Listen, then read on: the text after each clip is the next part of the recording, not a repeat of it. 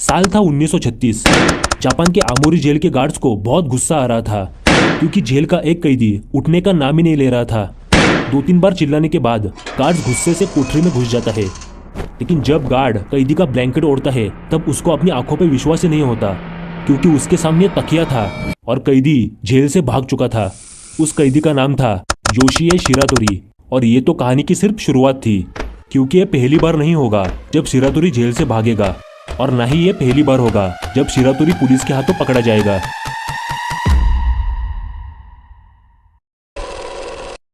दरअसल शिरातोरी ने कोई बड़ा क्राइम किया ही नहीं था, वो तो बस एक छोटा मोटा चोर था। लेकिन पुलिस जब एक चोरी और कत्ल के मामले में गुनहगार को ढूंढ रही थी तब उन्होंने शिरातोरी को पकड़ा। हालांकि शिरातोरी चोरी का गुनाह कबूल कर लेता है, लेकिन पुलिस उसको टॉर्चर करके कत्ल का गुनाह भी कबूल करवा लेती है, जो कि उसने किया ही नहीं था। दूसरी तरफ कोर्ट में शिरातोरी के ऊपर मुकदमा चल रहा था और वहां के वकील भी शिरातोरी को उम्र कैद की सजा देने को बोल रहे थे।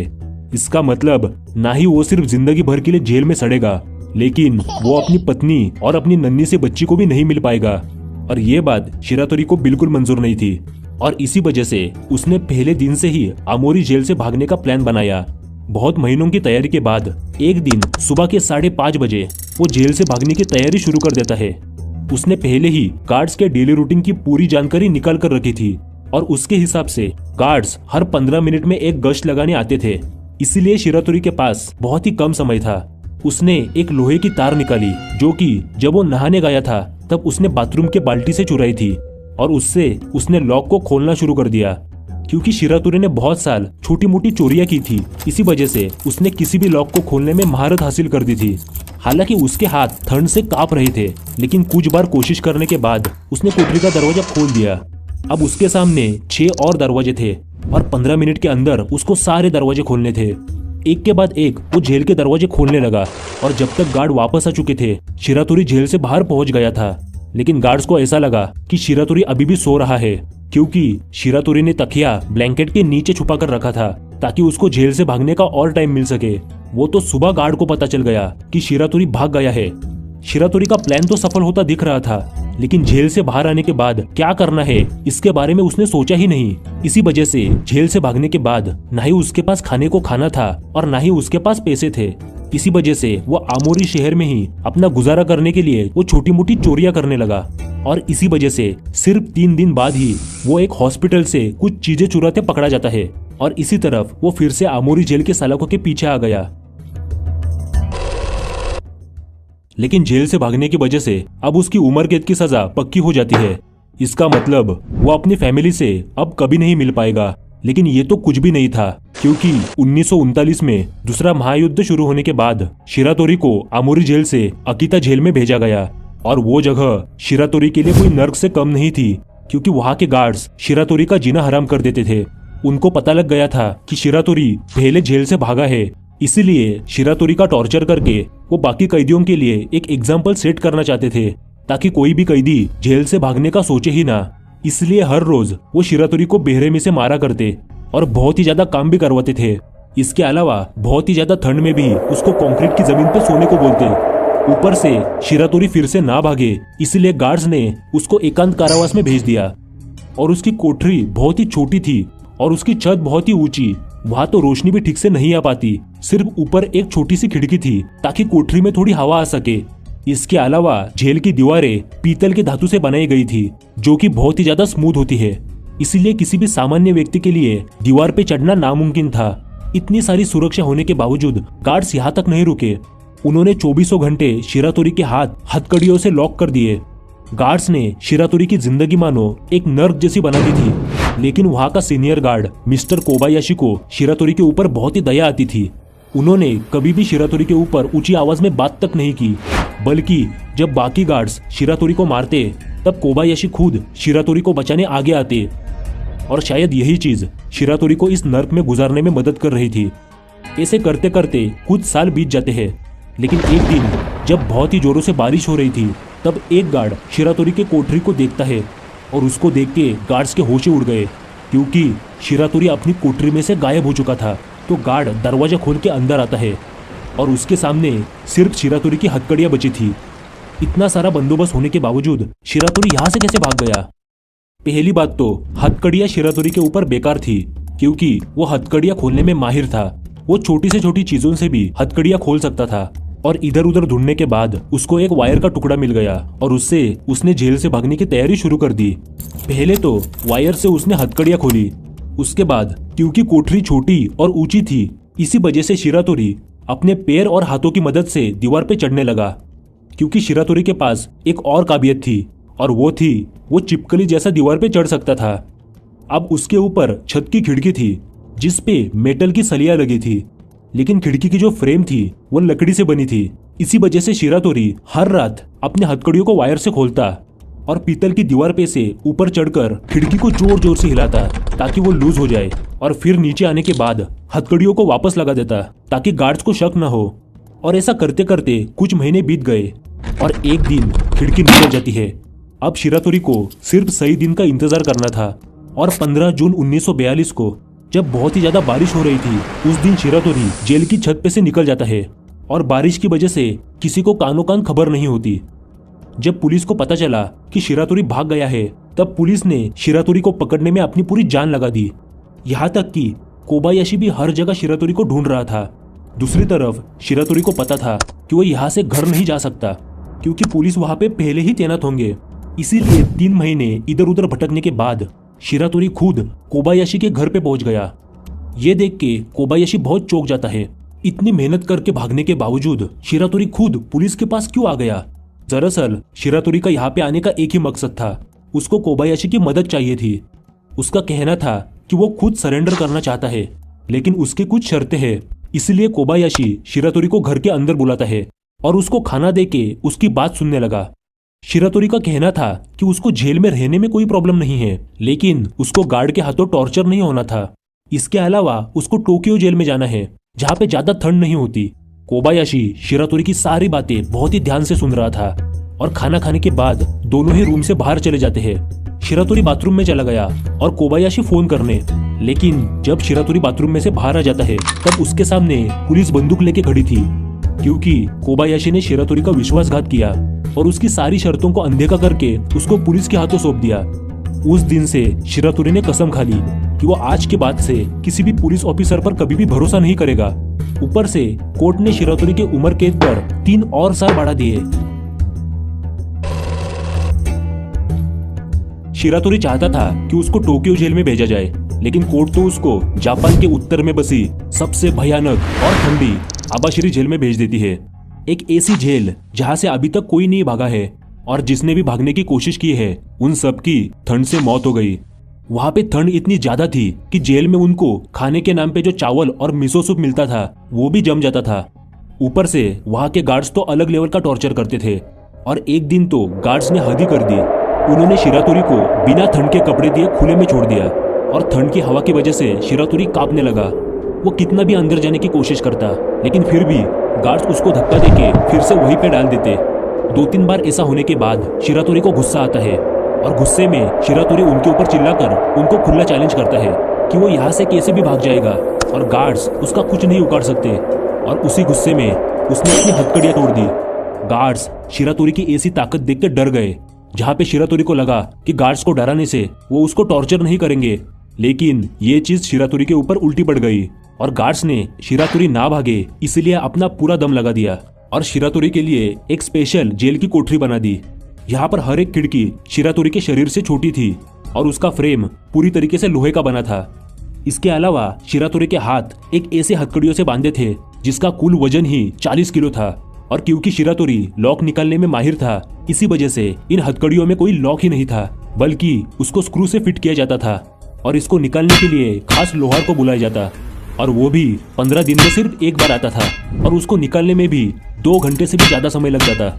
हथकड़ियों का वजन इतना था कि शिरातोरी को जब खाना भी मिलता तब उसको जमीन से रेंगते हुए खाने तक पहुंचना पड़ता, और एक जानवर जैसा उसको खाना पड़ता। शिरातोरी के लिए हर एक दिन किसी जंग को लड़ने के बराबर था, लेकिन कैसे बैसे करके वो ठंड का मौसम निकाल देता है, और अब गर्मी के मौसम की शुरुआत हो चुकी थी, और शिरातोरी की ताकत भी वापस आने लगी। लेकिन वो यहाँ पे कर क्या सकता था? हर दिन महीने में बदलने लगे, लेकिन कुछ हुआ ही नहीं। लेकिन एक रात जब गार्ड अपने ऑफिस में काम कर रहा था, तब उसको छत पे से किसी के चलने की आवाज सुनाई देती है। इसीलिए गार्ड जेल में गश्त लगाने चला गया। लेकिन जब वो शिरातोरी के कोठरी में झांकता है तब वो दंग रह जाता है, क्योंकि शिरातोरी गायब था और उसकी कोठरी में उसके कपड़े और बिस्तर अच्छी तरीके से फोल्ड करके रखे हुए थे। यहाँ तक कि उसकी हथकड़ियां भी, जिसको निकालने में 2 घंटे लग जाते थे, वो भी अच्छी तरीके से बाजू में रखी थी। ये पूरा दृश्य मानो जैसे कि शिरातोरी गार्ड को चिढ़ा रहा हो। तो अब प्रश्न ये उठता है कि शिरातोरी यहाँ से कैसे भाग गया। जेल में आपके पास कुछ होना हो, बहुत ज्यादा खाली समय जरूर होता है, और शिरातोरी ने उस खाली समय का पूरा इस्तेमाल किया। वो हर रोज जो खाना उसको मिलता उसमें से मिसो सूप बचा के रखता था और कैसे बेसे मिसो सूप की छींटे अपने हथकड़ियां और दरवाजे की खिड़की की फ्रेम में डालता, क्योंकि अगर लोहे के धातु के ऊपर नमक लग जाए तो वो धातु गंजने लगता है। और क्योंकि मिसो सूप में नमक होता है, इसीलिए शिरातोरी हर रोज थोड़ा मिसो सूप बचा के रखता और गार्ड्स के जाने के बाद अपने हथकड़ियों पे डालता। हर रोज ऐसा करने के बाद पहला स्क्रू निकल गया और कुछ और महीने यही चीज करने के बाद उसकी हथकड़ियां और खिड़की की फ्रेम निकलने लगी। लेकिन काम अभी भी पूरा नहीं हुआ था, क्योंकि जैसे कि मैंने आपको पहले ही बताया कि वहां पर कोई भी खिड़की ऐसी नहीं थी जहां पर शिरातोरी फिट हो सके। तो यहाँ पर शिरातोरी अपने एक और काबिलियत का इस्तेमाल करता है। खिड़की से बाहर जाते वक्त शिरातोरी ने अपना शोल्डर डिसलोकेट कर दिया। इसी वजह से जहां पर भी उसका सर फिट हो सके वहां से वो निकल सकता था। अब उसके सामने एक गार्ड था, इसी वजह से वो गेट से बाहर अब नहीं जा सकता था। लेकिन तभी उसको वहां पे टूटी हुई खिड़की दिखाई दी और उसके जरिए वो छत के ऊपर से निकल जाता है। दूसरे दिन जब गार्ड को पता चला तो गार्ड शिरातोरी को ढूंढने बर्फीले पहाड़ पे चले गए, लेकिन वहां शिरातोरी का कोई आता पता नहीं था। हालांकि गार्ड इस वजह से बहुत खुश हो गए, क्योंकि उनको लगा अगर शिरातोरी पहाड़ की ठंड से बच भी गया तो जंगली जानवर उसको खा गए होंगे, तो उसको ढूंढने का कोई मतलब नहीं बनता। कुछ महीने गुजरने के बाद 1945 में अमेरिका जापान के ऊपर 2 एटॉमिक बॉम्ब डाल देता है और इसी तरफ अमेरिका ने जापान से युद्ध में अनकंडीशनल सरेंडर करवा दिया और अब पूरे जापान को अमेरिका कंट्रोल करने लगा। इसीलिए सब लोग शिरातोरी को भूलने लगे। लेकिन शिरातोरी इतने महीनों से कहाँ पे था? जब शिरातोरी पहाड़ों के ऊपर घूम रहा था तब उसको एक गुफा दिखी और उसी गुफा में वो आने वाले 2 सालों तक रहा। वहीं पर वो आग लगाकर गर्मी से बचता और छोटे मोटे जानवर को मारकर उसी आग में पकाकर खाता। उसका जीवन मानो किसी सन्यासी जैसा बन चुका था। लेकिन 2 सालों तक ऐसा रहने के बाद बाहर क्या चल रहा है ये जानने के लिए वो बहुत उत्सुक था। इसीलिए वो पास ही के गांव में चला गया और गांव की मौजूदा परिस्थिति को देख उसके होश ही उड़ गए, क्योंकि हर जगह पे अमेरिकन सोल्जर्स थे। सारे साइंस इंग्लिश में थे। जापानीज लड़कियां अमेरिकन लड़कों के साथ घूम रही थी। उसको तो समझ ही नहीं आ रहा था कि ये हो क्या रहा है। लेकिन जब उसने अखबार पढ़ा तब उसको पता चल गया कि जापान अमेरिका के खिलाफ युद्ध में हार चुका था। उसको पता लग गया था कि अब छुपने का कोई फायदा नहीं। इसलिए वो अपनी पुरानी जिंदगी को पीछे छोड़ के अपने परिवार से मिलने दक्षिण दिशा में जाना शुरू कर देता है। हालांकि वो गुफा में शिकार करके खाना जमा करता था, लेकिन शहर में ऐसी चीजें करना इतना आसान था नहीं। इसीलिए वो भूख से तड़प रहा था। तभी खेतों में से जाते हुए उसको कुछ टमाटर दिखे और इतने दिनों से भूखा रहने की वजह से उसने बिना सोचे समझे टमाटर तोड़ के खाना शुरू कर दिया। और ये उसकी सबसे बड़ी गलती थी, क्योंकि ये हरकत करते वक्त उस खेत के मालिक शिरातोरी को देख लेते हैं। और उन दिनों उस गांव में एक चोर घूम रहा था और उस किसान को लगा कि वो चोर शिरातोरी ही है।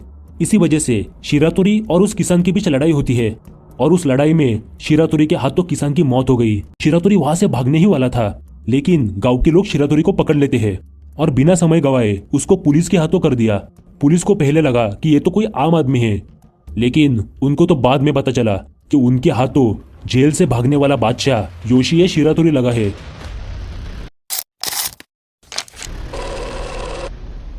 उन्नीस को शिरातोरी को सापोरो जेल में भेजा गया, लेकिन इस बार उसको उम्र कैद की बजाय सीधा फांसी की सजा होती है। इसका मतलब पिछली बार की तरफ उसके पास टाइम भी नहीं था। हर बीतता सेकंड मानो उसको अपनी मौत के करीब ले जा रहा था। इसके अलावा वो पिछली बार की तरफ वो फिर से ना भागे, इसीलिए 24 घंटे सिर्फ उसके ऊपर निगरानी रखने के लिए 6 गार्ड्स रखे गए। ऊपर से जो जेल की कोठरी की खिड़की भी थी वो भी शिरातोरी के सर से भी छोटी बनाई गई थी, तो फिर से खिड़की से भागने का कोई सवाल ही नहीं बनता था। पूरी की पूरी जेल आबाशिरी जेल से भी कई गुना ज्यादा बेहतर बनाई थी। गार्ड्स इतने कॉन्फिडेंट थे कि उन्होंने शिरातोरी को हथकड़ियां भी नहीं पहनाई। वैसे अगर हथकड़ियां होती भी तो शिरातोरी का कुछ उखाड़ नहीं सकती थी, लेकिन उसकी उम्र निकलती जा रही थी और ऊपर से जेल का खाना खा खा के वो कमजोर बनता जा रहा था। उसके पास अब पहले जितनी ताकत नहीं थी, इसीलिए जो काम वो पहले कर सकता था वो अभी करना उसके लिए बहुत कठिन बन गया था। इसी वजह से शिरातोरी हर रोज उदास होके छत की तरफ देखता रहता। गार्ड्स को भी पता लग गया था कि शिरातोरी का आखिरी समय आने वाला है और अब वो यहाँ से भाग नहीं सकेगा। हालांकि जब भी शिरातोरी नहाने जाता तो गार्ड्स हर रोज शिरातोरी की कोठरी की छानबीन करते। कुछ हफ्ते बीतने के बाद ठंड का मौसम भी चालू हो गया था और उससे शिरातोरी और भी ज्यादा कमजोर बन गया। वो ज्यादातर वक्त अपने बेड में सोता रहता और गार्ड्स ने कितना भी चिल्लाया तब भी वो नहीं उठता। शायद उसको भी पता लगना शुरू हो गया था कि अब ये यहाँ से कभी नहीं बाहर निकल पाएगा। लेकिन गार्ड्स की बात ना मानना, ये चीज गार्ड्स को ज्यादा हजम नहीं हुई और एक दिन वो शिरातोरी को सबक सिखाने चले आए। लेकिन जब वो ब्लैंकेट ओढ़ते हैं तब उनके सामने सिर्फ लकड़ी के तख्ते थे और शिरातोरी फिर से गायब हो गया। अब उसने ये कैसे कर दिया? दरअसल शिरातोरी उदास होकर छत को नहीं देख रहा था, बल्कि वो जानबूझकर ऐसी हरकतें कर रहा था ताकि गार्ड्स का ध्यान भटक जाए। इसीलिए गार्ड्स ने अपना पूरा जोर खिड़की और छत के ऊपर लगा दिया और इसी चक्कर में वो जमीन को देखना ही भूल गए। दरअसल लकड़ी के तख्तों के नीचे थोड़ी खाली जगह थी जो कि जमीन से जुड़ी थी और जब शिरातोरी को यह बात पता चल गई तब उसके दिमाग में जेल से भागने का प्लान बनने लगा। पहले तो उसने लकड़ी के तख्तों को निकाला और नीचे जाके जिस बाउल में उसको खाना दिया जाता था उससे ही खुदाई करना शुरू कर दिया। इसी तरफ हर रोज वो लकड़ी के तख्ते अपने ब्लैंकेट के अंदर डालता जहाँ पे गार्ड्स को लग रहा था कि शिरातोरी सो रहा है। उनको तो पता ही नहीं चला कि वो सारा टाइम जमीन को खोद रहा था और ये शिरातोरी की जिंदगी का सबसे आसान एस्केप निकला। अब तक शिरातोरी 4 से भी ज्यादा जेल से भाग चुका था और उसकी उम्र भी 40 के पार पहुंच गई थी और अब वो जेल से भाग भाग कर मानो थक गया था। ना ही वो अपने परिवार से मिल सकता था, ना ही वो चैन से रह पा रहा था। लेकिन उसका जेल से भागने का ये चूहे बिल्ली का खेल अब खत्म होने वाला था, क्योंकि लगभग 1 साल बाद शिरातोरी एक बेंच पे बैठा था। तब एक पुलिस वाला उसके बाजू में आके बैठ जाता है। शिरातोरी ये देख के डर गया और वो पुलिस को देख के भागने ही वाला था, लेकिन क्योंकि पुलिस वाले को शक न हो इसलिए वो वहां पर ही बैठा रहा। लेकिन तभी वो पुलिस वाला एक ऐसी चीज करता है जिससे शिरातोरी भौचक्का रह गया। वो शिरातोरी को सुट्टा देता है। ये देख के शिरातोरी चौंक गया, क्योंकि उन दिनों जापान में सुट्टा बहुत ही महंगा हुआ करता था और कोई ऐसी महंगी चीज शिरातोरी जैसे मामूली आदमी को दे रहा है। इस घटने से शिरातोरी की आंखों में आंसू आ गए, क्योंकि आज तक सारे पुलिसकर्मी ने उसका टॉर्चर ही किया था। यहाँ तक कि सीनियर गार्ड कोबायाशी ने भी उसका विश्वासघात किया और ये ऑफिसर नेक भाव से इतनी महंगी चीज उसको दे रहा है। और ये देख के शिरातोरी ने उस पुलिस ऑफिसर को सारी सच्चाई बता दी कि उसका नाम योशिए शिरातोरी है और वो गार्ड के टॉर्चर और फांसी की सजा की वजह से 4 बार जेल से भागा था। लेकिन ये तो शिरातोरी की खुशकिस्मती थी कि ये पुलिस वाला ईमानदार निकला और उसने शिरातोरी को जापान के जस्टिस डिपार्टमेंट को सौंप दिया और उन्होंने फिर से शिरातोरी को जेल में डाल दिया। लेकिन उस वक्त तक जापान का जस्टिस सिस्टम पूरा बदल गया था। उन्होंने शिरातोरी की पूरी बातें सुनी और यह फैसला किया कि किसान की मौत शिरातोरी ने अपनी सुरक्षा के लिए की थी। इसी वजह से कोर्ट ने शिरातोरी के ऊपर से खून का गुनाह वापस ले लिया। इसके अलावा 4 बार जेल से भागते वक्त गार्ड्स के हाथों इतना टॉर्चर होने के बावजूद शिरातोरी ने किसी भी गार्ड को खरोच तक नहीं पहुंचाई थी। इसी वजह से वहाँ की कोर्ट शिरातोरी को सिर्फ 20 साल की सजा देती है और ऊपर से उसको टोक्यो की जेल में भेज दिया, जहाँ पे ज्यादा ठंड नहीं थी और वहाँ के गार्ड्स भी शिरातोरी से इज्जत से पेश आते थे। हालांकि उन्होंने शिरातोरी फिर से ना भागे इसका पूरा बंदोबस्त करके रखा था, लेकिन शिरातोरी को भागना भी नहीं था। वो इतने सालों से जेल से नहीं बल्कि बेरहम गार्ड्स और फांसी की सजा से भाग रहा था। इसी वजह से शिरातोरी ने पूरे सम्मान के साथ अपनी सजा को कबूल किया। लेकिन 14 साल बाद ही 1961 में उसको अच्छे बर्ताव की वजह से जमानत मिल गई और योशिए शिरातोरी अपने परिवार को वापस मिलता है। लेकिन उस वक्त तक शिरातोरी के पत्नी का देहांत हो चुका था और उसकी बेटी भी बड़ी हो चुकी थी। लेकिन शिरातोरी की कहानी पूरे जापान में फेमस हो गई और पूरा जापान शिरातोरी को एक एंटी हीरो की तरफ से देखने लगा।